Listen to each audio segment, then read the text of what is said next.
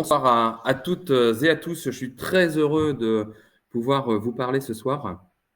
Et merci encore une fois d'avoir répondu à mon invitation et de venir chez vous.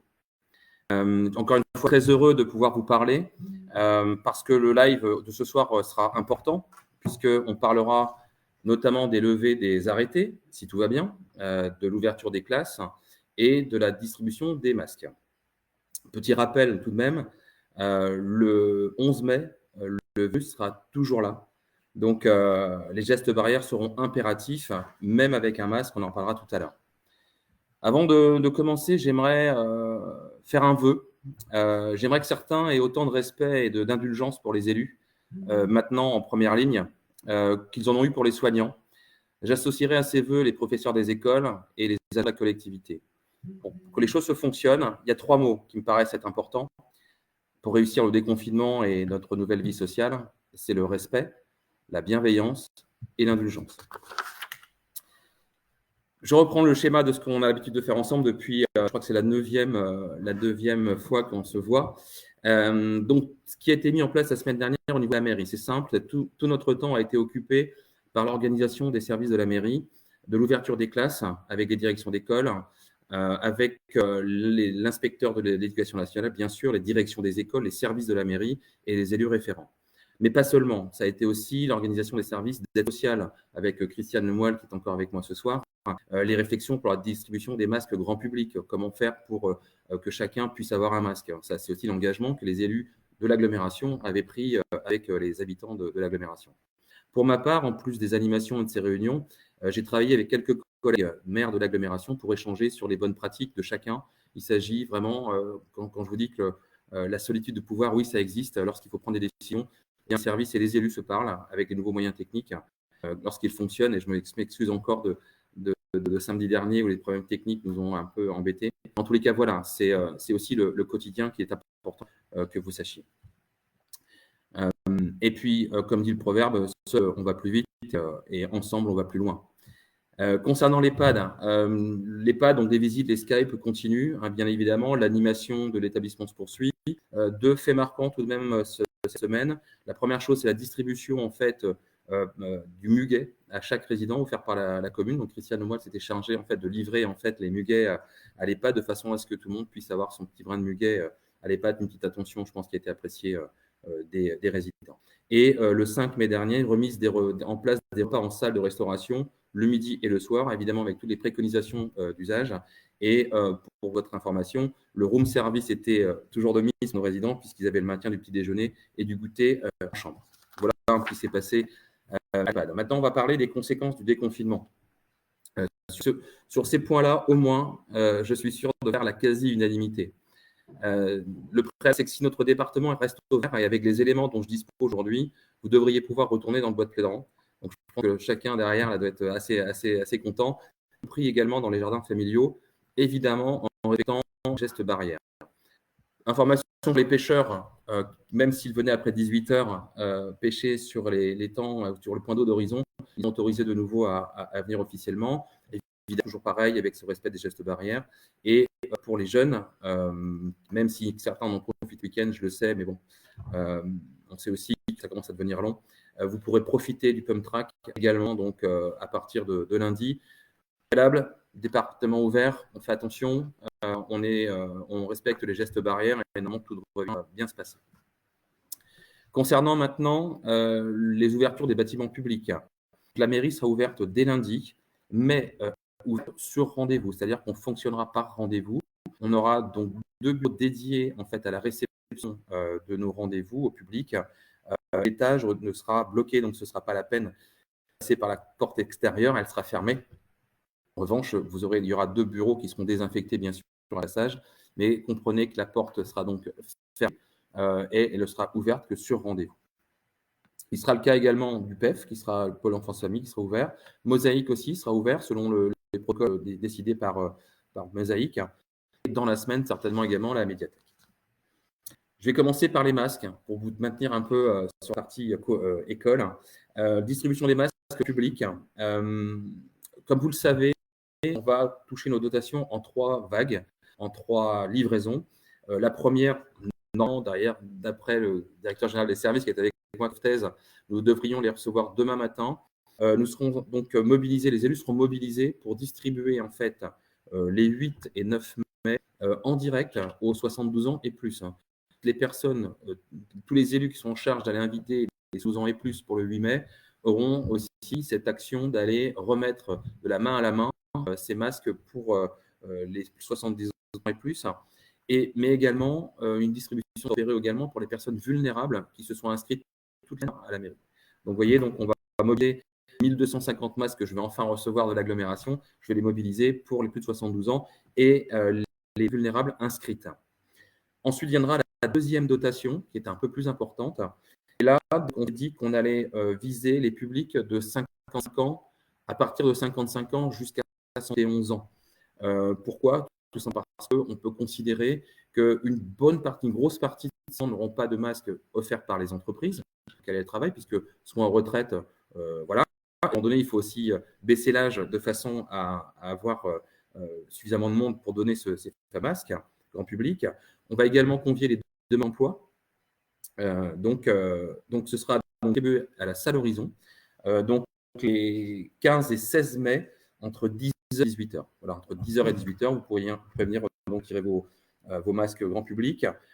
Avant de parler de la troisième vague, l'épreuve qu'il faudra, simplement, c'est le livret de famille, la carte d'identité nationale, évidemment le justificatif par notre domicile, mais également la demandeur d'emploi pour tous celles et ceux qui viendront dans cette période du 15 et du 16 mai. Enfin, la dernière vague, moins de 55 ans, et les enfants, puisqu'on va toucher les 800 masques commandés par l'agglomération que la semaine 21. Donc là, on aura donc tous les 55 ans et moins et leurs enfants. L'idée, c'est que vous veniez un par foyer tout de même.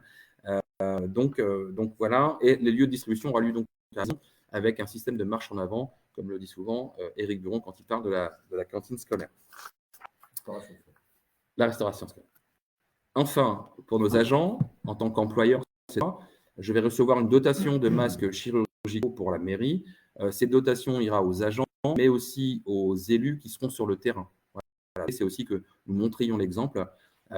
Et donc, du coup, il y aura une dotation qui sera faite sur tous les agents qui sont en travail, les dotations qui seront à l'école et les élus qui seront sur le terrain. J'en viens maintenant à un sujet qui intéresse, j'imagine, énormément de monde. C'est l'ouverture des écoles. Je vous ai dit tout à l'heure qu'on avait donc avec les directions d'école, avec l'inspecteur de l'éducation nationale, avec les services, avec des élus référents. C'est vrai que la méthode sur laquelle on a travaillé, c'était une hygiène maîtrisée, une activité également dans nos choix et une agilité également en fonction des gens. Il s'agit simplement d'aller graduel, progressif, en fonction des moyens que l'on peut avoir. Et je voulais simplement rappeler ici que la mairie gérait bien sûr le périscolaire, le repas et l'organisation des repas, et la sécurité sanitaire. L'éducation nationale, elle, va gérer la partie organisation de la vie de la classe.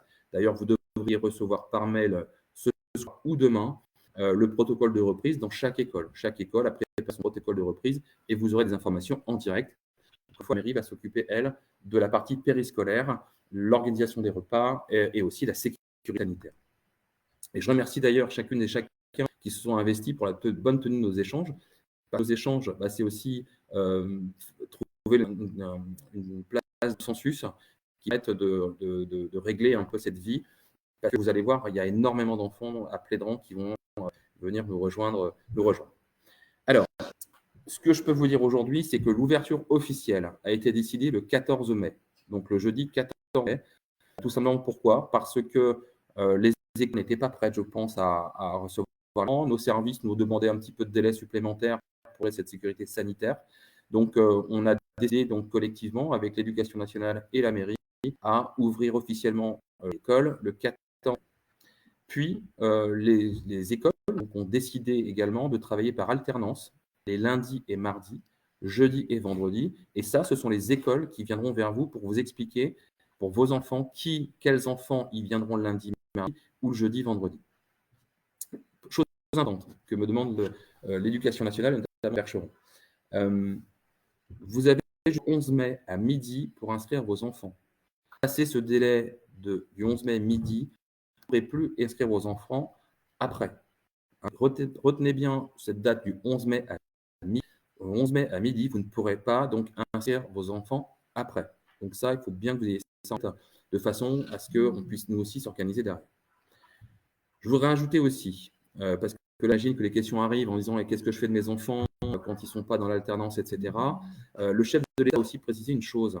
Pour ceux qui n'ont peut-être pas vu hier, il est intervenu dans une école en région parisienne. Et en fait,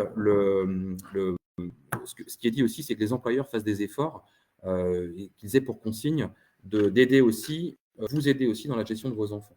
Voilà, donc il peut par exemple, un exemple très concret, nous à la mairie, si on a des agents qui doivent récupérer leurs enfants plus tôt que prévu, alors nous laisserions les agents partir chercher leurs enfants, évidemment, surtout s'il n'y a pas de garderie, par exemple, le soir. Donc, c'est aussi aux employeurs, d'après de l'État, c'est aussi aux employeurs d'adapter aussi les rythmes en fonction des rythmes scolaires qui sont imposés dans la commune. Donc ça, c'est important de dire que les efforts doivent être partagés par tous. Encore une fois, le 11 mai, ce n'est pas la kermesse, c'est encore, on va vivre avec le virus, donc il y a encore quelques petites choses là qu'il va falloir qu'on règle ensemble. En ce qui concerne la pré-rentrée, pour les enfants qui seraient concernés par l'alternance lundi-mardi, la gestion de la garderie, c'est par la commune au pôle enfance-famille. C'est-à-dire qu'on va faire, nous, l'effort de délester en fait, les professeurs des écoles pour assurer leur pré-rentrée. Nous, ça va permettre aussi d'avoir un service de sécurité sanitaire qui vont pouvoir former également les uns les autres. Bref, ce temps-là, on va nous le prendre, on va prendre vos enfants, ceux qui sont concernés. Donc, je répète, ceux qui sont concernés par l'alternance lundi et mardi, vous nous les confierez. Et je ne parle évidemment pas des enfants personnels prioritaires. Évidemment, tous les enfants du personnel prioritaire sortent de ce schéma puisque eux, ils sont, comme on le dit, sur l'ensemble des strates. Concernant l'ouverture des classes, je vous le disais, le nombre d'élèves est très élevé. Et c'est la raison pour laquelle les dirigeants d'école ont fait un choix d'alternance. Pour vous donner un exemple, il y a 432 enfants qu'on va accueillir. C'est énorme, sur 767. Et c'est sur le dernier sondage fiable, je crois qu'il manque 21 familles. Mais vous voyez, c'est énorme, 432 enfants à nous confier. Donc, et si on confie, donc 15 pour les élémentaires et 10 pour les maternelles. Et là, je vous laisserai revoir les choses avec chaque direction, chaque école. Je vais maintenant laisser la parole à Eric sur le protocole sanitaire. Ensuite, juste après Eric, je parlerai des besoins de bénévoles, parce que là aussi, j'ai des choses à dire, des choses qui ne vont pas être très agréables pour certains. En tous les cas, c'était important aussi que choses, vous me connaissez, je n'ai pas l'habitude de mâcher mes mots, mais là, en l'occurrence, j'ai des choses à vous dire sur la partie bénévolat. Mais avant tout ça, le protocole sanitaire, chose très importante. Je pense que maintenant, c'est repris et j'aimerais quand même que cette partie sanitaire soit absolument revue. Donc, je pense que là, c'est bon. Désolé, la technique. Est-ce que quelqu'un peut me dire qu'on m'entend bien ou pas? Ce serait intéressant pour moi. Voilà, vous êtes, ça y est, de nouveau avec moi. Quelqu'un peut me dire si tout est OK, la vidéo, le son? Oui, c'est mieux, merci. Eric, j'aimerais que tu reprennes la main sur le sanitaire. Bon, deuxième fois, c'est pas grave. Le but, c'est que vous soyez vraiment tous au courant et surtout rassurés. C'est ce que je disais au début. Je souhaite vraiment rassurer les parents, puisque, comme je le disais, si vous l'avez entendu ou si vous ne l'avez pas entendu, on a vraiment mis toute notre énergie dans la mise en place des règles sanitaires, que ça soit de façon exemplaire. On a nommé donc Karine Ducossou responsable de ce suivi des procédures sanitaires, de tous les protocoles, pour qu'elle puisse suivre toutes les équipes de nettoyage et qu'elle puisse aussi former toutes les équipes de nettoyage. Elle met en place aussi tous les protocoles sanitaires indispensables avec la méthodologie. Voilà, donc je pense que bientôt, je vais pouvoir animer des directs aussi, moi, en ayant, je vois 3 personnes pour l'instant de connectées, donc on va attendre un petit peu. Vous n'avez peut-être pas eu l'info du direct sur vos applications. Bonsoir. Bon, c'est bien, je suis content, il y a des gens qui répondent et le compteur commence à monter. Donc, je vais attendre un petit peu. Alors, beaucoup d'indulgence ce soir, merci. OK, Jean-Yves, image OK et son OK. Merci Jean-Yves Josse de ta présence. On voit le compteur monter. Ce qui va être intéressant plutôt que de me voir dans la lumière, c'est plutôt d'écouter ce qui est important à dire. Je vais attendre que vous soyez un peu plus nombreux parce que d'après ce que j'ai compris, et je veux bien que vous m'envoyiez des messages en direct, bonsoir. Ce que j'ai noté, c'est que le son était pas mal au départ. Ensuite, Eric a abordé la question des sanitaires et c'est là, je crois que ça a bugué. Et pourtant, c'est une partie assez essentielle où, en fait, Eric vous expliquait que bonsoir, ça refonctionne, donc je profite que ça refonctionne bien. Bien, donc, pour repartir sur la partie sanitaire, vous allez écouter Eric. Je ne vais pas bouger, je ne vais rien bouger, je ne vais rien toucher. Mais Eric, tu peux peut-être refaire ta partie sur le sanitaire. Oui, non, mais laisse, je pense que j'ai une voix qui porte assez, donc ça ira très bien comme ça. Donc, comme je le disais, mais je pense que vous l'avez entendu parce que j'ai regardé à peu près ce qui avait été un peu enregistré. Voilà, moi, c'est surtout, je tiens à rassurer les parents d'élèves de toute l'énergie qu'on a mis en place parce qu'aujourd'hui, sachez que toute la partie sanitaire a été travaillée de longue haleine avec toute l'équipe municipale et en particulier avec Karine Ducossou, que l'on a nommée référente, comme je le disais tout à l'heure. Donc Karine Ducossou a été complètement détachée pour s'occuper que de la formation et de l'accompagnement des agents dans cette partie sanitaire. Dans cette partie sanitaire, on s'est attaché à mettre les nouvelles procédures en place, les protocoles. Quand je dis protocole, c'est la méthodologie, c'est comment on désinfecte une surface, avec quel produit, avec quel support au niveau couleur de lavette et autres, et surtout avec quelle fréquence. Tout ça sera tracé dans un document qu'on appelle le document de traçabilité, où l'agent qui fait la désinfection du lieu ou des poignées de porte ou de la rampe ou de tous les points de contact, comme je l'expliquais, il démarre aussitôt après. Donc, tout sera tracé de A à Z sur toute la désinfection. Cette désinfection se composera de deux manières. Et vous l'avez aussi dans le protocole que vous envoie à l'école. Il y a une grande désinfection une fois par jour de l'ensemble des tables, des chaises, du sol des classes, enfin de toutes les salles occupées par les élèves et les enseignants, de tout ce qui peut être, je dirais, en contact direct avec les enfants. Donc ça, c'est en fin de journée, puisque de toute façon, après, la nuit, il n'y a personne dans l'école, donc il n'y a plus de propagation possible.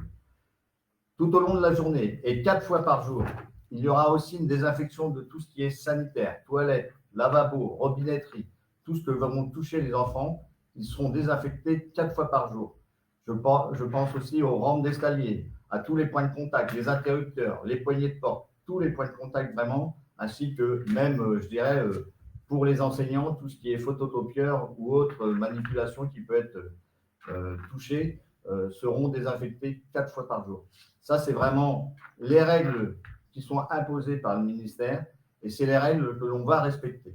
Donc, je vous rassure, on n'a pas mégoté sur ce dossier-là. On a travaillé d'arrache-pied. Je remercie d'avance Karine pour son investissement dans cette partie-là et je remercie d'avance tous ceux qui vont contribuer à assurer la qualité sanitaire de l'école pour cette ouverture. Voilà. Bien, merci Eric pour ces précisions. Étant entendu que ces protocoles sanitaires sont évidemment très respectés. J'en viens à ce que je vous disais tout à l'heure sur ce que j'ai pu lire hier sur les besoins de bénévoles. Cette idée d'avoir recours à des bénévoles a eu le don de favoriser des échanges hallucinants sur Facebook. Tout y est quasiment passé. Des gens qui venaient de l'extérieur de la commune, qui s'impliquent dans les demandes que l'on fait. C'est assez inquiétant finalement pour la suite, car finalement les discours ne sont pas en train de changer. Les commentateurs auraient été bien inspirés, j'espère qu'ils sont là ce soir, pour comprendre un peu mieux le sens de mon intervention et le pourquoi du comment, à un moment donné, on demande des bénévoles. Alors, moi j'aimerais répondre à ces donneurs de leçons et à ces experts. On découvre des experts aujourd'hui en médecine, en sanitaire, mais je crois qu'ils ne comprennent pas une seule seconde ce qui se passe aujourd'hui, les responsabilités qu'on a sur les épaules.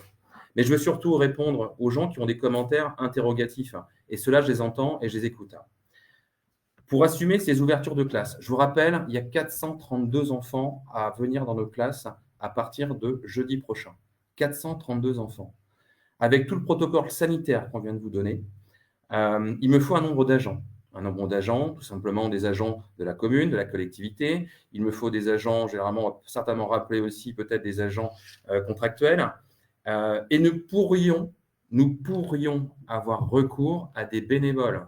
L'idée, c'est qu'il ne s'agisse pas de dire aux parents qui nous confient leurs enfants, désolé, on ne peut pas récupérer vos enfants parce qu'on n'a pas le nombre de bras nécessaire. Donc, nous pourrions avoir besoin de ça. Moi, si là, on est dans la communication, on n'est pas non plus, on est aussi dans l'opérationnel. Quand hier, je demande à ce qu'on passe une annonce de recherche de bénévoles, ça ne sert à rien de s'enflammer. Ça ne sert à rien du tout. C'est une demande de réserve civique. L'État a demandé une réserve civique. Moi, je veux bien m'en passer des bénévoles si je n'ai pas autant d'agents. Je veux bien m'en passer. Par contre, je dirais non aux parents qui m'amènent ces enfants. Parce que là encore, il y a une chose importante, c'est que si vous pouviez garder vos enfants, ce ne serait que mieux. Je n'ai pas besoin, moi, de avoir recours à des bénévoles. Vous nous les confiez, c'est comme ça, on les assumera. Mais, pardon, mais les commentaires de hier soir, franchement, ça a vraiment de quoi énerver les élus et les services de la mairie quand on voit les commentaires qui sont vraiment, vraiment mal appropriés et pas du tout dans le ton d'aujourd'hui. Je pense qu'il faut que vous compreniez une chose à celles et ceux qui ont mis ces commentaires, que la tâche n'est pas simple, hein, et j'aimerais que vous le compreniez. Et donc, je vous parlais tout à l'heure du respect des élus. J'aimerais qu'on l'ait justement ce soir. Voilà, donc c'est un petit peu l'énervement là qui prend la main, mais franchement, il faut vraiment avoir un peu d'indulgence par rapport à tout ça. On essaie de le faire au mieux. Donc, sachez aussi, pour rassurer les uns et les autres, que les bénévoles qui interviennent dans le cadre d'un service public relèvent de la notion de collaborateur occasionnel du service public. Voilà, donc moi je vous invite à appeler la préfecture, je vous invite à appeler les services pour vous rassurer et devenir enfin des experts. Ceci étant, l'idée donc d'avoir donc ces équipes, ce sera quand? Donc ce sera sur le temps du midi et sur le temps du nettoyage. Qui seront ces gens? C'est des équipes formées. Alors, ça peut être par demi-journée, par groupe. Je vous ai parlé tout à l'heure de progressivité également dans l'état d'avancement des choses. On va sécuriser à chaque fois, on va stabiliser toutes les étapes par lesquelles on va passer. Et de la manière, avec cette équipe qui est composée d'un agent et un bénévole. Un bénévole ne sera jamais seul dans l'établissement. Soyez encore une fois rassurés. Je peux vous dire une chose, c'est que nous tous autour de la table, on est en train de travailler pour la sécurité sanitaire de nos enfants, la sécurité sanitaire des professeurs des écoles et la sécurité sanitaire des agents de la collectivité. Moi, je fais comme si j'y mettais mes enfants à l'école. Donc, encore une fois, vous ne pouvez pas me taxer d'aller chercher Pierre, Paul ou Jacques et ne pas les former, c'est impossible. Eric vous a déclaré tout à l'heure les protocoles sanitaires. Enfin, encore une fois, faites-moi confiance. La formation est assurée par la mairie, on l'a dit. Les structures, ce sont tous les points de contact. Donc, c'est le pôle enfance-famille, le groupe scolaire, les coteaux, la médiathèque, le centre social. Voilà, c'est vraiment là où on va mettre tous nos commandos, on va dire, d'entretien dans la commune. Combien de temps? En ce qui concerne, on sera certainement soulagé une fois qu'on recevra notre commande de machine de désinfection, parce que ça nous demandera beaucoup moins de temps pour désinfecter les endroits dont parlait tout à l'heure Eric. Et c'est vrai que pour le coup, on a hâte d'avoir ces machines justement pour pouvoir libérer en fait des agents, les mettre ailleurs. Vous voyez, donc là aussi, on va dans la progressivité, on va pas à pas vers ces choses-là. Concernant l'organisation extérieure par école, les coteaux, c'est assez simple. L'école Saint-Maurice, c'est assez simple. Par contre, sur la partie groupe scolaire, le groupe scolaire est fait de telle manière qu'on va pouvoir s'organiser en deux flux, un flux maternel et un flux élémentaire. Ce qui veut dire que globalement, nos agents vont poser la signalétique, vont prendre le temps de le faire à partir de lundi pour que jeudi, les parents ne soient pas perdus et qu'un d'un côté, on aille à la maternelle et de l'autre, on soit à l'élémentaire. Vous serez guidés, là, il n'y a aucun souci. Sur l'organisation intérieure des écoles, notamment l'école publique, on condamnera bien sûr les jeux extérieurs. Donc là aussi, sachez-le, si on réserve avant le 11 mai en précisant la date, voyez sur les inscriptions des enfants, voyez vraiment avec les écoles, chaque école va gérer ses affaires. Mais en tous les cas, s'il vous plaît, inscrivez vos enfants avant le 11 mai midi. Je réagis à un petit message que j'ai eu l'occasion de voir d'un œil. Concernant donc les garderies matin et soir pour les enfants scolarisés du jour, Là aussi, on est obligé de faire des choix. Donc, au pôle enfance famille et au coteau, en fonction des circonstances, on va donc accueillir évidemment les enfants scolarisés les jours de scolarisation, pas les autres. Donc, ça veut dire qu'il va falloir que vous vous organisiez de votre côté pour pouvoir pallier à cette garderie du soir et du matin et du soir, pardon, lorsque vos enfants sont scolarisés. Là aussi, si on avait beaucoup plus de moyens humains, etc., on prendrait tout le monde. Mais chaque commune est différente. Et pour le coup, là, je vous demande vraiment, là aussi, et je vous l'ai dit, il faut que tout le monde fasse des efforts. Et on ne pourra prendre que les enfants du personnel prioritaire, mais aussi que les enfants qui sont scolarisés en alternance. Concernant la restauration, Eric, je te repasse la main. Concernant la restauration, la décision que l'on a prise, c'est que dans un premier temps, sur les 2 premières semaines, un petit peu comme cela se fait aujourd'hui pour tout le personnel, tous ceux qui sont prioritaires et qu'on accueille, aujourd'hui, la restauration sur les 2 premières semaines sera à la charge des parents. Vous l'aurez dans le protocole aussi inscrit au niveau de l'école. On vous demandera de fournir sous forme de panier repas avec les moyens de glacière ou de choses comme ça pour que ça ne chauffe pas, que vous fournissiez les repas à vos enfants sur les 2 premières semaines. Pourquoi ça? Parce qu'aujourd'hui, il faut quand même organiser en fonction du nombre d'enfants la restauration. Dans un deuxième temps, à partir du 25 mai, l'idée a été de se dire que prioritairement, par rapport au nombre d'enfants que l'on a aujourd'hui, on va mettre en place une restauration dans le restaurant scolaire pour les tout petits, c'est-à-dire les maternelles. Pourquoi les tout petits? Parce que les tout petits seront par groupe de 10 en classe. Donc, on va adapter le restaurant scolaire avec des box de 10 places pour que, avec la distanciation nécessaire entre chaque enfant, donc ça veut dire que sur une table, je dirais une grande table de 6, on va peut-être mettre que 2 enfants, suivant les règles de distance entre chaque enfant. Donc, il faut que l'on adapte le restaurant scolaire, que l'on crée des box pour que les enfants ne soient pas en contact et qu'on mette une procédure en relation avec les directions d'école pour que, groupe par groupe, ils aillent déjeuner. Pourquoi on a privilégié les enfants maternels? C'est plus facile, je dirais, pour les petits d'avoir un repas, je dirais, autre qu'un panier repas. Pour les élémentaires, pour ne pas les laisser non plus à la porte du restaurant, puisque le restaurant, comme vous le savez, il n'est pas bien grand. C'est pour ça qu'on construit un nouveau restaurant. Aujourd'hui, le restaurant, il ne pourra accepter que les tout petits. Donc, pour les élémentaires, la décision a été de préparer, pour éviter que les parents aient pendant des mois et des mois à faire des paniers repas, préparer des plateaux repas sous forme de barquettes que l'on préparerait au niveau du restaurant scolaire et qui seraient livrés aux écoles, classe par classe, avec le respect de la chaîne du froid, puisque aujourd'hui, nous avons tout ce qu'il faut en termes de chariots réfrigérés. Et je dirais qu'à la limite, on va un peu faire la distribution, comme c'est un peu le cas aujourd'hui dans les EHPAD, les cliniques et autres, où les chariots passent dans les couloirs et distribuent à la porte de chaque chambre. Donc là, ça sera à la porte de chaque classe. On fournira un repas sous forme de barquette qui permettra quand même à vous, parents, d'être soulagés et de ne pas avoir encore très long, pendant des semaines et des semaines, à fournir un repas à vos enfants. Voilà. Donc, les 15 premiers jours, c'est vous qui fournissez un panier repas. À partir du 25 mai, on va accueillir les maternelles au restaurant scolaire pour un repas normal, type normal. Et pour les élémentaires, on fournira un repas type plateau repas sous forme de barquette operculée avec tout ce qu'il faut pour que, voilà, justement, ça sera aussi malheureusement des couverts jetables et autres. Mais voilà, on va assurer aussi la restauration pour les élémentaires, mais d'une manière très sécurisée. Voilà. Merci Eric. Je vois passer une question de Noémie. En fait, oui, vous pouvez les récupérer à midi, bien sûr. Il suffit de nous le dire. De toute façon, ce qu'on ne prévoit pas, notamment dans les 15 jours d'après. Mais bien sûr, vous pouvez les récupérer sans problème. Concernant les transports scolaires, on a eu pas mal de questions sur les transports scolaires.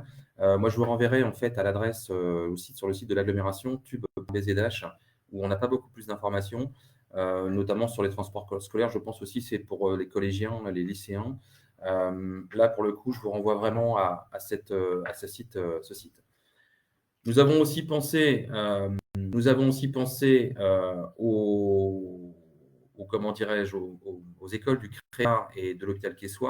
Alors, n'étant pas maître sur ces territoires, je laisserai la maire de Trégueux et monsieur le maire de Quessoy donner leur position. A priori, on en voit un peu dans ces idées-là.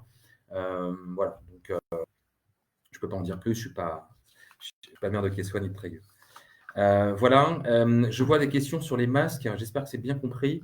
Vous allez pouvoir voir cette vidéo en 2 fois. Donc les masques, je fais très rapide. Les masques grand public, première vague, vendredi, samedi, distribués par les élus volontaires sur les listes des 72 ans et plus et les personnes fragiles. Je vois une personne qui m'envoie un message. Si la personne est fragile, il faut qu'elle est vulnérable, il faut appeler la mairie et vous inscrire de façon à ce que vous ayez un masque. Je ne veux pas que vous manquiez de masque parce que vous êtes une personne vulnérable et fragile.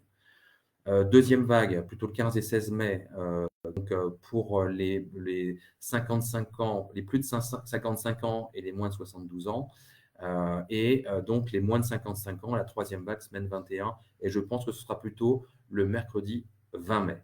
20 mai, date importante pour moi. En conclusion, j'espère avoir, pendant ces 9 séances de live, avec ces 2 dernières un peu compliquées, avoir répondu à toutes vos interrogations, essayer d'être le plus aux proximités possible avec vous. Ça m'a demandé énormément de travail. Quand je dis moi, c'est surtout aussi les services qui ont été beaucoup sollicités. Les responsabilités qui pèsent sur les épaules des élus est intense, vous pouvez le voir, et pour ceux qui font le marathon, je pense qu'on pourrait dire qu'on se retrouve dans le 30e kilomètre. Donc, encore quelques mètres pour pouvoir basculer dans quelque chose de beaucoup plus agréable. Certains vous diront qu'on n'en a pas fait assez. C'est le jeu, c'est comme ça.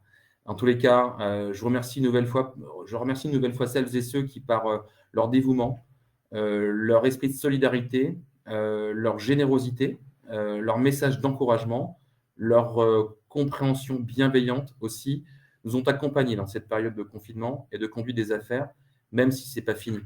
J'y associe bien sûr tous les élus de la commune de Plédran et les futurs élus. Là aussi, je pense que tout le monde a fait bloc et vraiment, je remercie également les élus de la minorité d'être hyper compréhensifs sur la situation et de ne pas avoir mis plus de pression que ça. Et franchement, c'est très agréable et je pense que les Plédranais doivent être fiers de ce conseil municipal et ce futur conseil municipal, encore une fois, où on a tous envie de se mettre au boulot.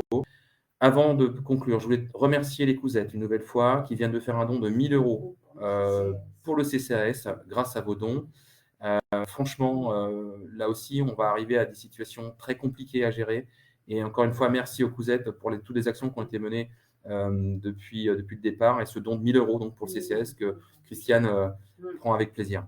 Je voulais aussi remercier le patron de Carrefour Market, monsieur Le Bohec, qui a pu me fournir en masques chirurgicaux en attendant notre fameux stock de l'agglomération. Nos agents pourront en bénéficier dès lundi, mais aussi le personnel de la directrice de l'UDAF 22, Mme Simier, qui habite Plédran et qui, dans la presse, disait qu'elle n'en avait pas. Donc, grâce aux efforts du patron de Carrefour Market, M. Le Bohec, franchement, merci à lui parce qu'aujourd'hui, j'ai en possession des masques chirurgicaux pour nos agents et également le personnel de l'UDAF 22. Et Dieu sait si les gens ont besoin du personnel de l'UDAF 22. Encore une fois, merci pour le comportement positif et solidaire. Ce live sera vraiment le dernier parce que à partir du 11, on se déconfine. Mais en fonction des circonstances, je pourrais revenir vous voir de façon ponctuelle. Le 8 mai, j'organiserai les commémorations du 8 mai 45. La cérémonie ne sera pas ouverte au public. Le premier adjoint, le conseiller délégué aux commémorations, le président du comité d'entraide des anciens combattants et la police municipale sera autorisé à être présent. Le chef de l'État invite tout de même chaque Français à mettre des couleurs bleu, blanc, rouge de notre nation à leur balcon ou fenêtre pour s'associer à ces commémorations. Nous sommes encore dans les règles de confinement jusqu'au 11 mai. Le 11 mai sera un nouveau départ pour nous tous, mais il ne faudra pas oublier que le virus sera toujours là et que même les masques, même avec les masques, les gestes barrières sont la seule solution pour combattre le Covid-19, puisque c'est son nom. Alors, bon courage à tout le monde. En attendant, prenez soin de vous. Je vous dis à très bientôt. Au revoir.